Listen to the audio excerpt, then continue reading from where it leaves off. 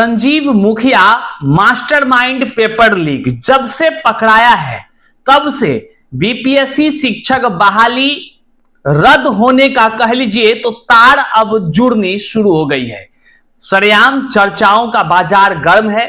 लोग अब यह जानना चाहते हैं क्या संजीव मुखिया जो पेपर लीक कराने के मास्टरमाइंड हैं, जिन्होंने यह कबूलनामा किया है कि विगत कई वर्षों से वह बिहार ही नहीं बल्कि बिहार से बाहर के भी कई परीक्षाओं का पेपर लीक कराने में वे शामिल रहे हैं, तो सबसे बड़ा लोग सवाल यही पूछ रहे हैं क्या बीपीएससी से हुए शिक्षक बहाली टीआरई 1, 2, 3 का तार जुड़ने से रद्द होगी या नहीं होगी। तमाम शिक्षक अभ्यर्थियों के मन में यह भी खलबली मचा हुआ है कि आखिर पेपर लीक कराने में जो कोचिंग माफियाओं का नाम आ रहा है, क्या वह कोचिंग माफिया पकड़े जाएंगे या फिर यूं ही हवाई होता रहेगा। ये तमाम बातें हैं। क्या कुछ कबूलनामे हुआ है, संजीव मुखिया ने क्या खुलासे किए हैं, बीपीएससी शिक्षक बहाली से कैसे तार जुड़ रहा है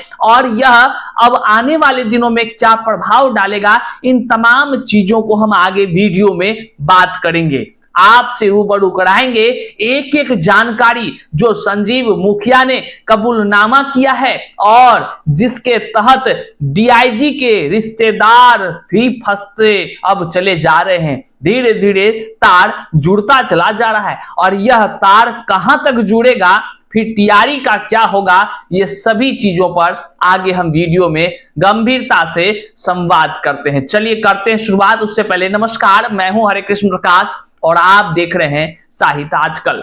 साहित्य आजकल का मतलब ही है वह सच्चाई जो जाननी आपके लिए है बेहद आवश्यक। साथियों, चैनल पर नए हैं तो सब्सक्राइब कीजिएगा और अपने तमाम साथियों तक एक बार जरूर शेयर करिएगा।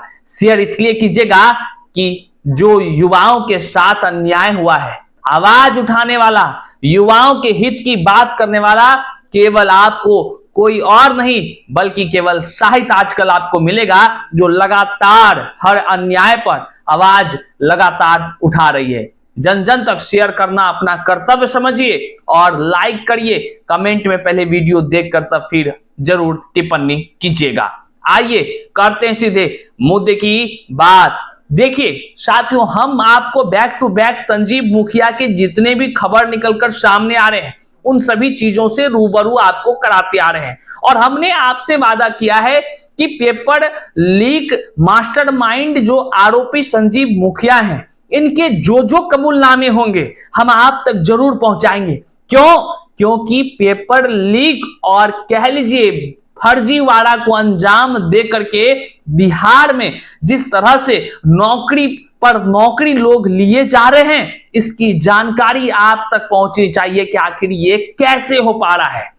आज आप असफल साबित हो जा रहे हैं। कई लोग आपके घर परिवार के कहता होगा कि आप असफल हो जा रहे हैं परीक्षा में, लेकिन साथियों गलती इसमें आपकी नहीं है। गलती किसका है वही तो हम आज वीडियो में आपको बताने जा रहे हैं। एक एक कबूलनामे पेपर लीक के मास्टरमाइंड आरोपी संजीव मुखिया ने खुलासे किए हैं।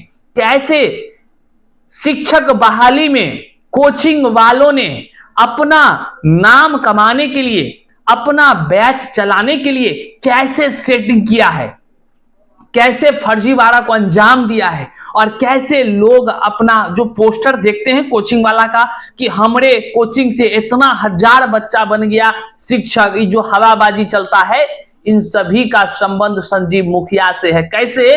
तो यहां सब संजीव मुखिया खुद कबूलनामा किए हैं। हम एक एक कर आपको दिखाते हैं कि संजीव मुखिया का बड़ा खुलासा कोचिंग से ही लीक होता था पेपर। समझिए क्या क्या खुलासे होने लगे हैं। अब तार जो है बैक टू बैक जुड़ना शुरू हो गया है साथियों। वह दिन दूर नहीं जब युवाओं के तकदीरों के साथ खिलवाड़ कर नौकरी पाने वालों का लंका लगेगी। वह दिन दूर नहीं जब उनकी जमात निकलेगी जो फर्जीवाड़ा को अंजाम देकर बिहार में शिक्षक बहाली की नौकरी पर कब्जा जमाए बैठे हैं। वैसे लोगों तक हमारी आवाज जरूर पहुंचा दीजिएगा। इस वीडियो को अपने हर सोशल मीडिया पर हर जगह इस लिंक को जरूर शेयर करिएगा, ताकि उनको भी पता चले आवाजें कभी दब नहीं सकती है। साथियों, आपको हम आगे बताते हैं कैसे संजीव मुखिया ने एक एक कबूलनामे किए हैं, कैसे संजीव मुखिया एंड फैमिली ने एक एक तरह के जो कह लीजिए पेपर लीक कराकर जो अथाह संपत्ति अर्जित किया है, कैसे किन किन चीजों पर उन्होंने काम किया, वो सारा चीज हम आपको बताएंगे। ये भी बताएंगे कि संजीव मुखिया ने जो कबूलनामे किए हैं, इससे बड़े बड़े अधिकारियों का अब जो है बैंड बजना शुरू होने वाला है। जी हाँ, आप सही सुन रहे हैं, बैंड बजेगा, सबकी लंका लगेगी। डीआईजी के रिश्तेदार का भी नाम सामने आया है, और वो जो चतुर प्रसाद वगैरह से इस सब का क्या क्या सेटिंग था, इस सब खुलासे होंगे, एक एक कर खुलासे होंगे। सबसे पहले संजीव मुखिया के कबूलनामे को सुनिए, उन्होंने क्या कुछ बताया है। संजीव मुखिया ने कहा कि पेपर लीक में कोचिंग वाले भी शामिल हैं। कोचिंग वाले कौन? कोचिंग वाले अब अभ्यर्थी ये सवाल पूछ रहे हैं, पूरा बिहार ही नहीं देश भर का युवा सवाल पूछ रहा है कि कोचिंग वाला आखिर कैसे संजीव मुखिया से मिला और कैसे अपना नाम कमाने के लिए आखिर कैसे उन्होंने पेपर लीक कराने में अपनी संलिप्तता जाहिर की, और कौन है वो गद्दार कोचिंग वाला, इसका इंतजार अब अभ्यर्थी करना शुरू कर दिए हैं। सबका नाम उजागर होनी चाहिए, वे सभी जेल के सलाखों में जाने चाहिए, लेकिन वो है कौन, आइए आगे हम वीडियो में देखते हैं। संजीव मुखिया को जब रिमांड पर लिया गया, पूछताछ किया गया, तो पूछताछ में उन्होंने जो कहा आपको हम सुनाते हैं। परीक्षाओं का पेपर लीक करने वाले गिरोह का जो सरगना संजीव मुखिया को बुधवार को 2 दिन का रिमांड पर लिया गया था, जो कि खत्म होने के बाद ईओयू ने वापस बेऊ जेल उसको भेज दिया। अब 1 मई को उसे सीबीआई कोर्ट में पेश होना है। अब जैसा कि हमने बताया कि सीबीआई कोर्ट में उसका जो है कि पूछताछ सीबीआई की एंट्री हो गई है। 4 टीमों ने संजीव मुखिया से अलग अलग करीब 6 घंटे तक पूछताछ किया है। उसके बयान को कलमबद्ध भी किया गया, वीडियोग्राफी भी बाकायदा किया गया, ताकि उसको कोर्ट में पेश किया जा सके। पूछताछ में संजीव ने जांच एजेंसी के सामने यह खुलासे किए हैं कि पेपर लीक कराने के लिए लंबी चैन बनी हुई है। हुजूर, पेपर लीक जो है ना, इतना सस्ता नहीं है, इसके लिए बाकायदा कई प्रक्रियाएं होता है। और कुछ लोग कहेंगे कुछ नहीं, नीतीश का राज है, कुछ नहीं होता है, तो नीतीशे का राज में सब कुछ हुआ है। यह भूल नहीं जाना चाहिए कि बीपीएससी टीआरई के माध्यम से हुए शिक्षक बहाली में घोर अनियमितताएं बरती गई, जिससे टीआरई 3 पेपर लीक भी हुआ, जो पकड़ा भी गया, और हजारों की संख्या में अभ्यर्थी अब भी दर-दर की ठोकर खा रहे हैं। ऐसे ऐसे कारनामे हुए हैं जो मेरे कहने से नहीं, बाकायदा हर जिला स्थापना में इसका प्रमाण आपको मिल जाएगा, और आरटीआई से भी कई खुलासे हुए हैं, जिससे कि आप साफ देखें अदर स्टेट के वाले जो अर्हता तक नहीं हासिल करते थे, वैसे लोगों की अवैध नौकरी हो गई थी, जिसको सरकार ने खुद ही चुन चुन कर उन सभी को बाहर का रास्ता दिखाया, और कई सेवा मुक्त भी किए गए। ये आरोप नहीं है, ये हम ऐसे नहीं कह रहे, बाकायदा इसका लिस्ट आपने देखा है। अब तक भाषा आर्ता में फेल वाले लोग, जो हिंदी नहीं जानते हैं, वो फेल वाले लोग नौकरी कर रहे हैं बीपीएससी से। सोच लीजिए वो कितने ज्ञान बांट रहे होंगे। जो फेल हैं वो लोग मुंह उठाकर आपको ज्ञान देते नजर आएंगे कि पढ़ लो, जीवन बदल जाएगा। बकलोलवा, अपना तो फेल करके नौकरी लिया है, जीवन दूसरे का क्या सुधार पाएगा? बकलोलवा सब। तो खैर, वे लोगों का भी दिन बहुत जल्दी आएगा, वे लोग भी छुट्टी पर जाएंगे और सेवा मुक्त होकर अपना घर में बैठेंगे।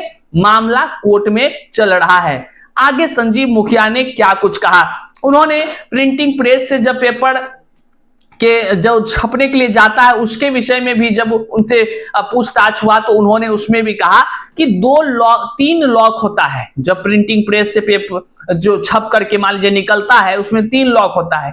इनमें 2 लॉक की जानकारी परीक्षा केंद्र की को होती है, तीसरे लॉक की जानकारी हम लोगों को होती है, मतलब कि जो पेपर लीक के मास्टरमाइंड लोग होते हैं। दोनों लॉक को खोलने के बाद तीसरा लॉक अनलॉक कर पेपर निकाल लेते हैं, मोबाइल से पेपर का फोटो खींच लेते हैं, उसके बाद पेपर को परीक्षा केंद्र में पहुंचा देते हैं। देख रहे हैं कितना सरल तरीका से। और ईओयू ने कहा था टीआरई 2 का भी पेपर लीक था और ठीक जैसे टीआरई 3 का है। ये हम पिछले भी वीडियो में बताएं और सोशल मीडिया पर अखबार का कट भी आप लोग जरूर पढ़े होंगे। तमाम तरह की बातें संजीव मुखिया ने कबूलनामे किए, कई सारे बातें हुई और उसमें उन्होंने कहा कि इससे हम जो है कि करोड़ों का संपत्ति अर्जित की है, इस धंधे की चैन काफी लंबी है। पहले नंबर पर मैं और मेरे कुछ करीबी लोग आते हैं, दूसरी चैन में मेरा बेटा डॉक्टर शिव और रॉकी है और तीसरा नंबर पर कुछ कोचिंग संस्थान के टीचर होते हैं। उन्होंने कोचिंग संस्थान पर सबसे अच्छा ये कहा कि टीचर हम लोगों तक मेडिकल समेत अन्य प्रतियोगी परीक्षाओं में शामिल होने वाले छात्रों को रकम लेने के बाद भेजते हैं। गजब, मतलब मास्टरमाइंड पेपर लीक का आरोपी संजीव मुखिया ने कहा कि कोचिंग वाला पहले पैसा लेता है बच्चा से, फिर उस बच्चा को हमारे पास भेजता है, जिससे कि डबल बेनिफिट कमा लेता है। एक तो संजीव मुखिया वाला गैंग से पैसा आ जाता है और दूसरा बच्चा को एकदम टान लेता है, खून चूस लेता है उसका वहां से कोचिंग वाला। और संजीव मुखिया ने यह भी बताया कि पेपर लीक कराने का आखिर मकसद क्या होता है कोचिंग वालों का। तो उन्होंने कहा कि टीचर हम लोगों तक मेडिकल समेत अन्य प्रतियोगी परीक्षाओं में शामिल होने वाले छात्रों को रकम लेने के बाद भेजते हैं। इससे उनका दोहरा फायदा होता है, पहला कमाई हो जाती है और दूसरा कोचिंग का नाम भी हो जाता है।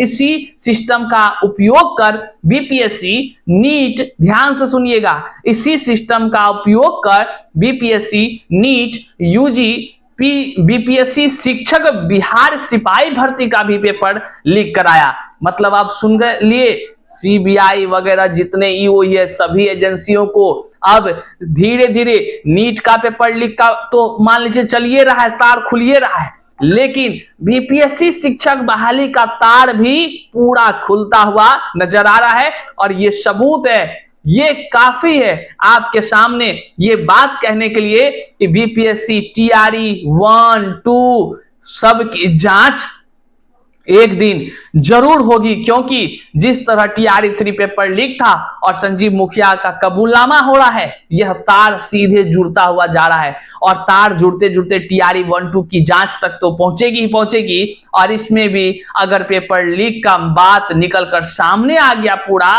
तो वह दिन दूर नहीं जब टीआरई 1, 2 सब रद्द के कगार पर पहुंच जाएगी। बहरहाल ये देखने का विषय है रद्द होती है कि नहीं होती है, आने वाले समय में क्या अपडेट होता है। लेकिन इस मामले में कई सारे लोग, बड़े बड़े अधिकारी फंसते नजर आ रहे हैं।